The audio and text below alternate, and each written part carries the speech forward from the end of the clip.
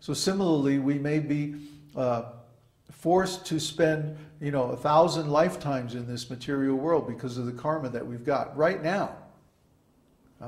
But if we perform devotional service very nicely, we can actually get out in just a few lifetimes. Maybe even this very lifetime, we can attain liberation. We can attain liberation at any moment. Theoretically, as soon as we adopt a transcendental ontology, we immediately attain a liberation, even within the present body. Liberation simply means that we consider ourselves a spiritual entity instead of a material entity, and we relate to everyone in that way. That means all of our energy, all of our time, all of our work, all of our resources are dedicated to the service of the Lord, not to our own personal enjoyment. So we're not creating any more karma. If there's no karma, then there's no entanglement in the material world, and there's no suffering.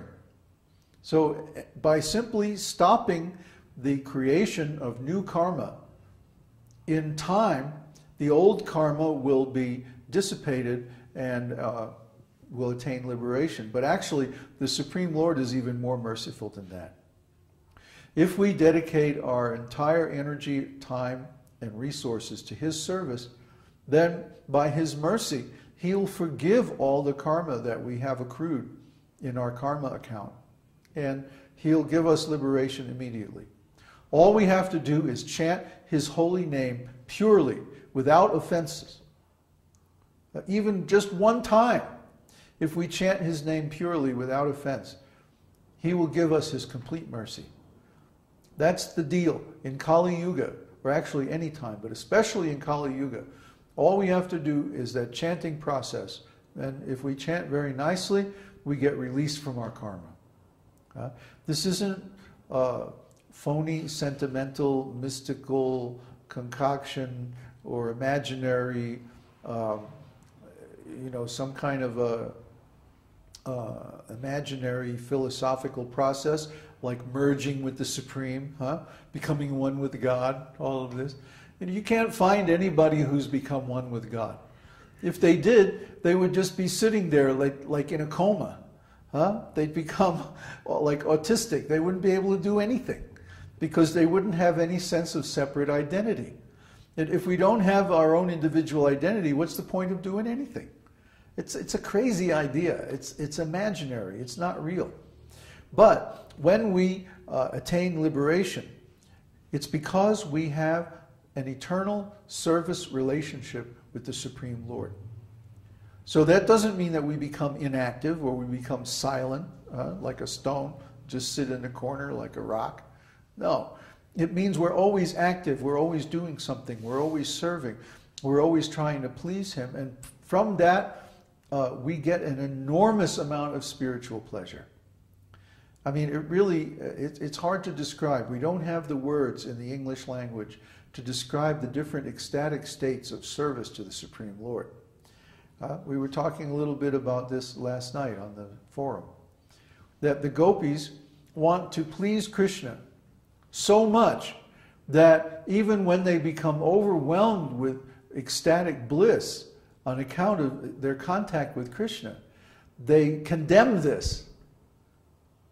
Srimati Radharani, she's trying to serve Krishna, she's trying to please Krishna, but because Krishna is the ocean of transcendental bliss, whenever you come in contact with Krishna, you become like saturated with this bliss, and you start to manifest all kinds of ecstatic symptoms like crying, shaking, goosebumps, faltering of the voice, and so on. But the devotees, actually, they don't want these symptoms because they get in the way of their satisfying Krishna. So the advanced devotees, even though they're experiencing 10 million times the bliss even of Krishna, they suppress these symptoms. They actually reject this bliss because they simply want to serve. They get their happiness from Krishna's happiness. And when happiness comes just because of their contact with Krishna, they don't like it. It's like it gets in the way. So they actually have to kind of put this off to the side so that they continue their service nicely. And this transcendental happiness, I mean, it just can't be beat. It's permanent. Once you attain these states of transcendental realization, they don't go away, no matter what you do. But of course, because the process of serving Krishna itself is so nice, we just want to increase our service more and more because it gives us more and more happiness to see Krishna happy. So this is wonderful. This is transcendental psychology, completely different from mundane psychology. Like in mundane love, it's so complicated, you know. You have attachment, possessiveness, jealousy, disagreements, pride, anxiety. I mean, all these nasty material emotions. Oh yeah, well, competition is there even in the spiritual world, but in the spiritual world, the competition is that Krishna's devotees are trying to please Krishna more than Krishna is trying to please his devotees. And they compete with one another. Krishna is like, he's like, oh, I'm going to zap you with transcendental bliss, and then you're just going to be like completely, completely ecstatic. And the devotees are going, oh, no, you're not. I'm going to do my service anyway. You'll see. And neither one is giving up. So it's just increasing and increasing eternally, more and more, this contest of who can give the other one more pleasure. Completely different from the material world. In the material world, it's my pleasure versus your pleasure. And then people compete to see who can get the more pleasure, who can get the more exploitation out of the other one. Oh, it's so nasty. Who would want this kind of a relationship when you can have a relationship where instead the competition is who can give the more pleasure to the other one? Completely different, completely wonderful. Udilo, you had a question? Connor is saying, I want to close my karma account. Yes. And you have to turn in your karma credit card too.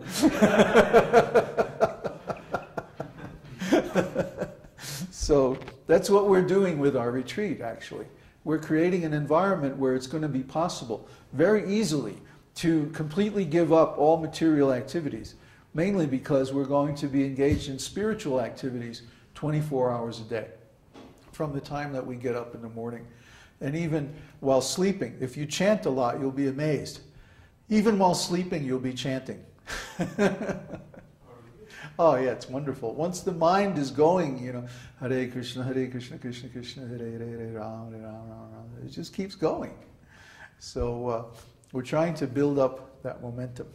Any more questions before we do Vishnu Sahasranam? No more questions. All clear. Okay. So today we're going to do Shloka 20.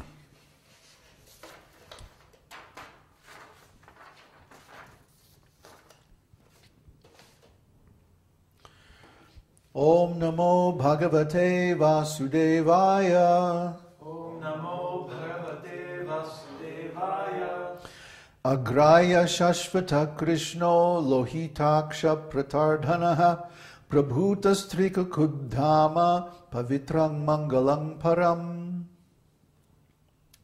So the first holy name is Agrahya.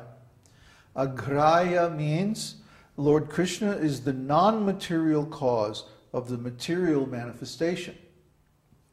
So how can it be that the material manifestation has a non-material cause?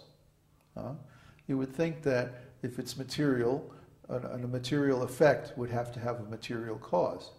But actually, Krishna is not the direct cause of the material manifestation. He's only the indirect cause. What he does in the form of Mahavishnu or Narayan, he emanates the Mahatattva, which is the reservoir of all material elements. And the Mahatattva is eternal because it's completely spiritual. It's also known as Brahman. The Brahman is the root substance of all different manifestations. Then, when the universes emanate from the pores of Mahavishnu, this Mahatattva gets divided up into these different Brahmandas.